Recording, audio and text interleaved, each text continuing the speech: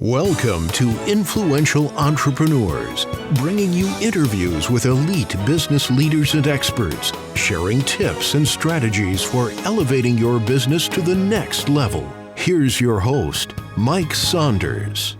Hello and welcome to this episode of Influential Entrepreneurs. This is Mike Saunders, the Authority Positioning Coach. Today we have back with us Linda Jensen, who's the principal and owner of Heart Financial Group, and we'll be talking about exit planning. Linda, welcome back to the program. Hey, good morning, Mike. Hey, good morning. And I'm excited to talk about this because I have a feeling that you've got some really nice statistics on what exit planning is and why it's not being optimized for business owners. So let's just start off first with what's the definition of exit planning? What is that for a business owner to understand? Well, exit planning is actually having a plan in the event that you wanted to either sell your business or transition out of your business. And most business owners, to be honest, Mike, are so busy taking care of their business that they really don't give this attention. And I will tell you why they should. I believe every business owner should really consider getting involved in creating a plan for exit. And the reason is that they will increase the profitability and the valuation of that business. And really the first step is to protect the revenue and de-risk that business is really the very first step in the process.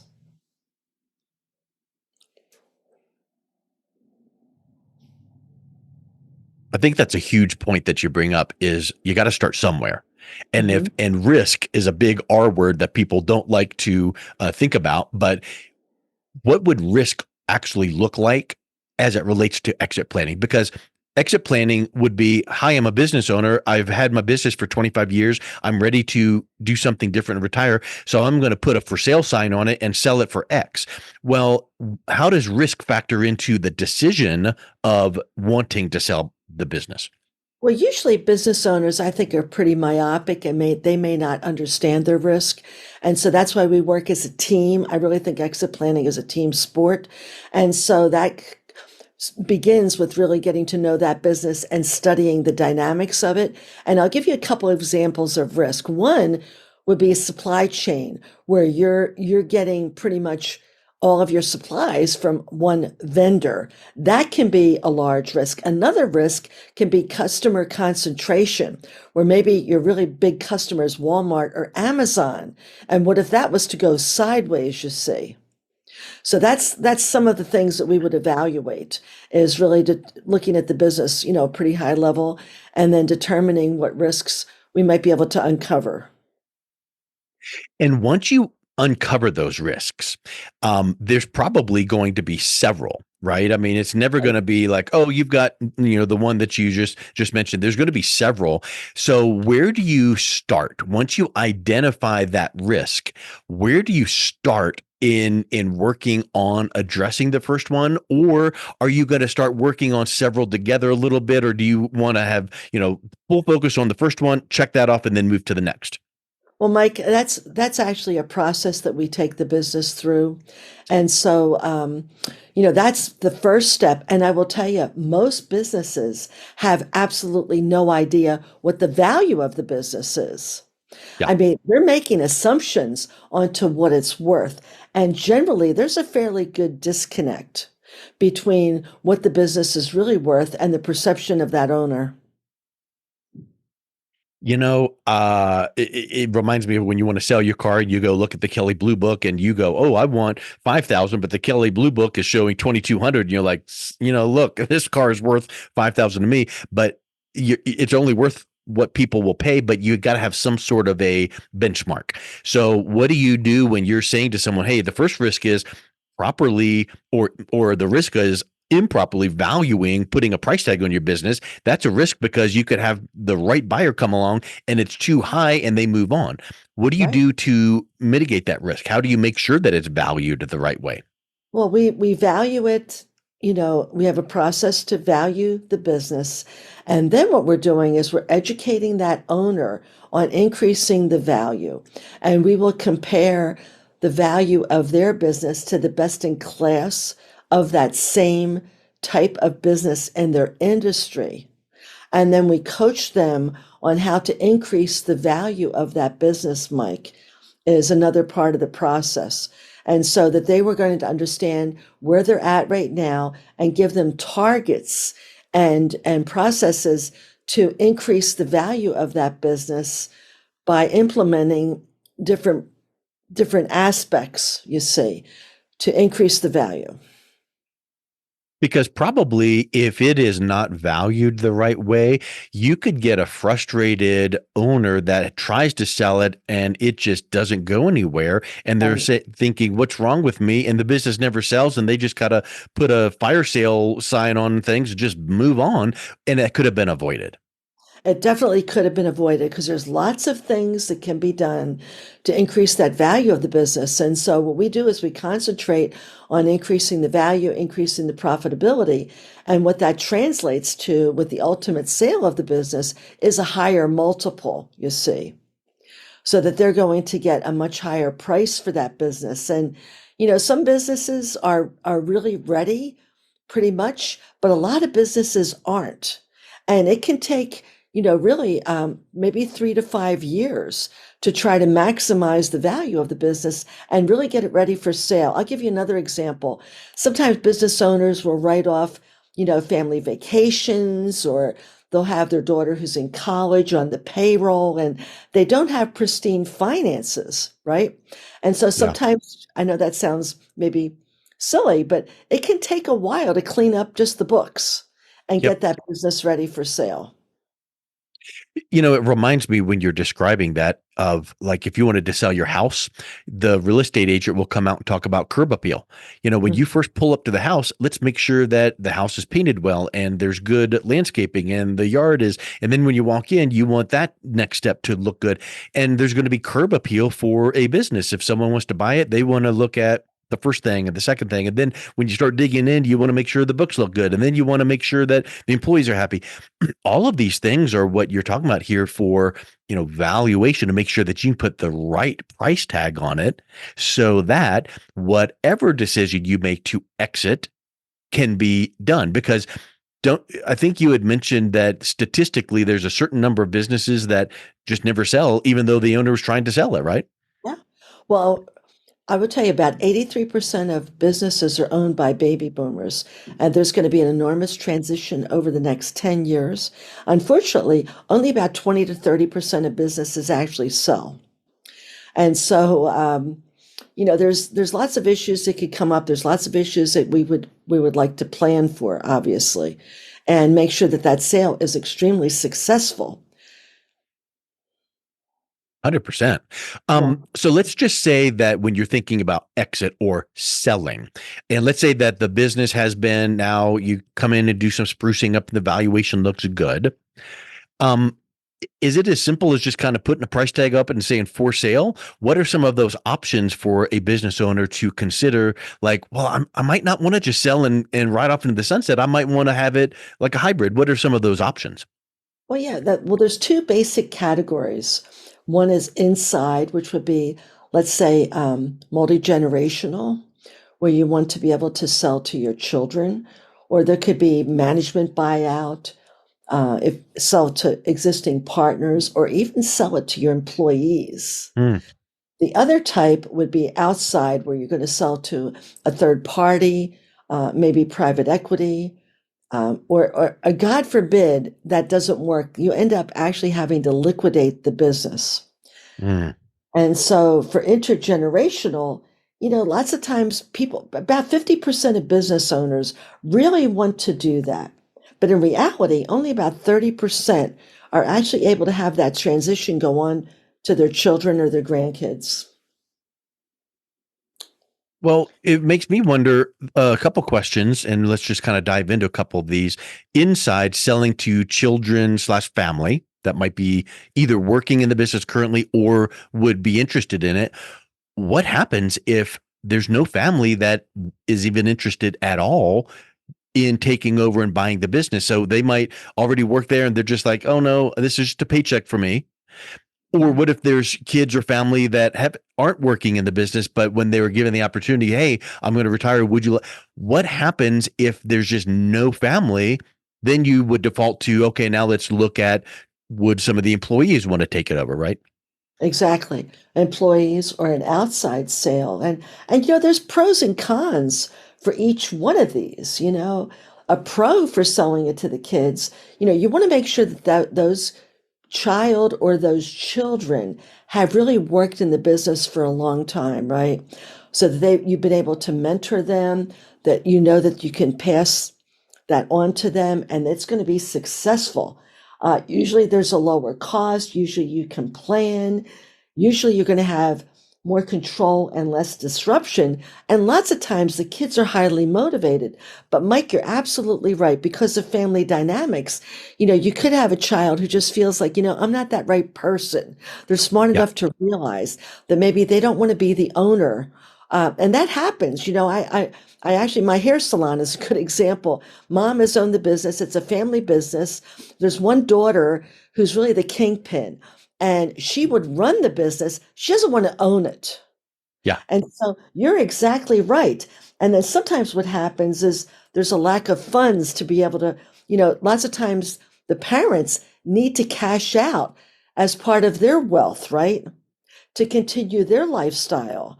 But maybe the kids don't have the cash to do that. And then you get into the aspect of, whatever you do for a business transition, you want to do very quietly. And so the team approach that we use is very sensitive to that you don't want the employees understanding that there's Yeah. a transition. You certainly don't want the customers or the competition to understand that either. So, it really can get quite tricky. Okay. That's a really interesting point, because if you start letting the wrong word get out and then the employees are running for the hills and then the customers hear about it, you might be liquidating it when you didn't want to liquidate it, and Oh, you yeah. just didn't keep a lid on things.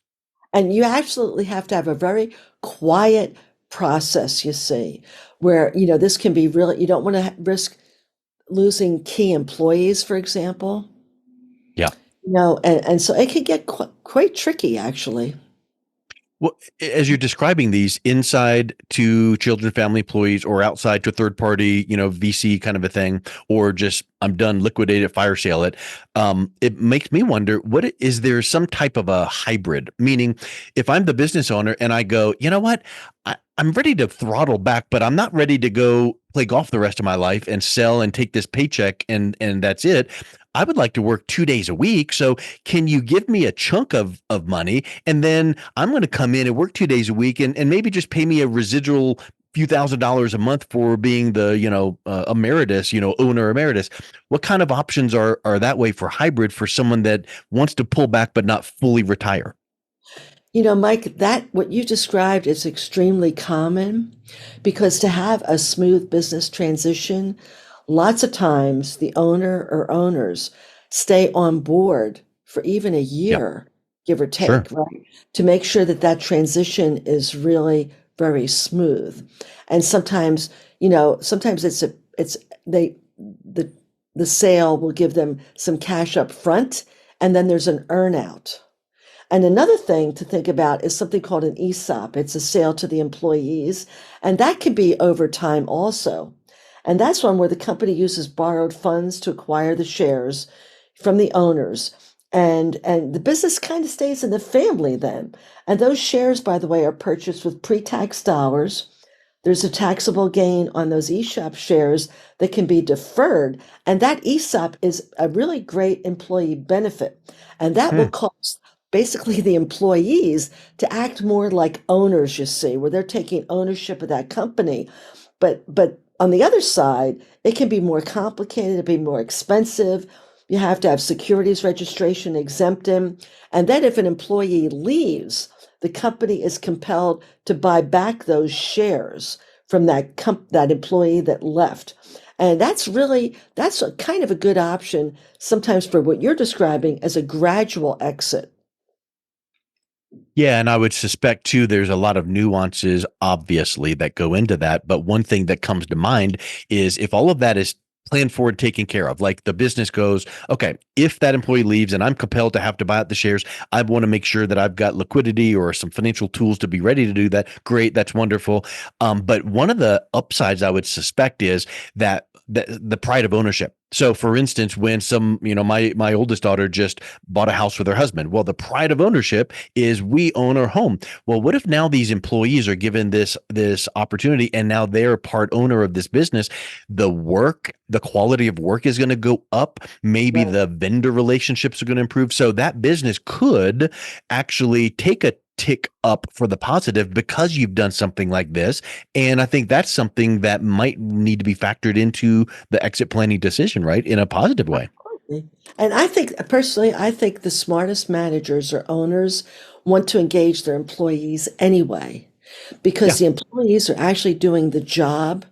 And lots of times they can have some really good ideas on how to improve, the profitability or actually the processes that are being used within the business, right? Hmm. Now, you had mentioned that one of the ideas I had about hybrid, like I want to work 2 days a week and give me a cash out, but I still want a residual amount of income. Let's throw this idea out there. What if that owner says, okay, I've been doing 2 days a week for a couple, 3 years now, and I'm just looking back and the new ownership and my kids or my family or whatever, they are just not doing things well. And the numbers are going down. The numbers are going down. I've kind of caught my breath and I'm ready to kind of step back in and I'll kind of buy back the majority of it. Is there Yeah. a contingency where you would be working with that owner to go, okay, you got this chunk of change. Let's not lock it all up and let's not spend it all. Let's be prepared for what if. What if you want to step back in? You need to have some opportunity to reaccess those funds or whatever, and then, step back in, hire a CEO and all of those things. But does that scenario ever come up?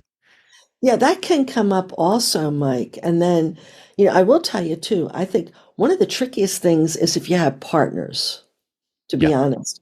And so, with partners, most businesses have what's called a buy-sell agreement. And for the Uh, most part, they are not funded.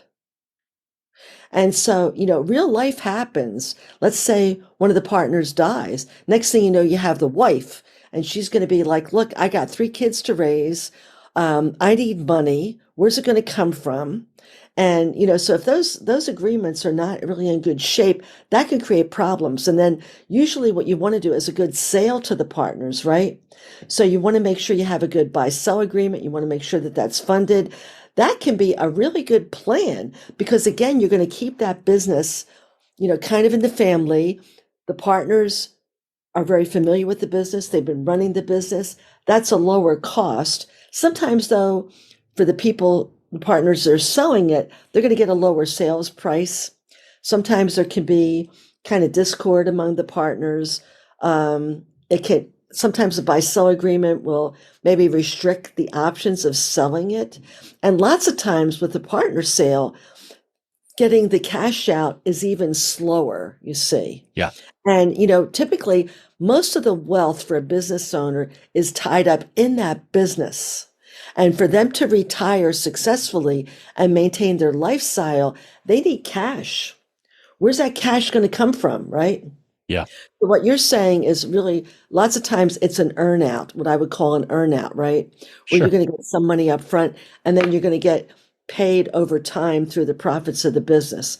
And you're right, Mike. Lots of times those owners are still having to be working in that business for a period of time.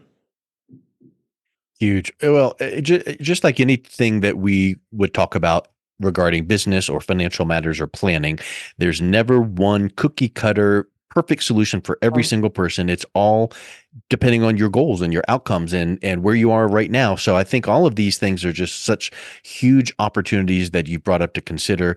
And I would just ask if there's a business owner listening to this that's interested in learning a little bit more and then reaching out and connecting with you, what's the best way that they can do that? Mike, before I say that, I want to also mention private equity because for some business transitions, it's really helpful to get somebody come in from the outside, provide extra cash to be able to grow that business, and also sometimes management skills. Mm, So sometimes considering private equity is also a great option. So yeah, excellent. our office phone number is 360-878-8065. A good website to check out is loweryourtaxestoday.com. Excellent. Well, Linda, thank you so much for coming on. It's been a real pleasure talking with you today. Okay. Thank you, Mike.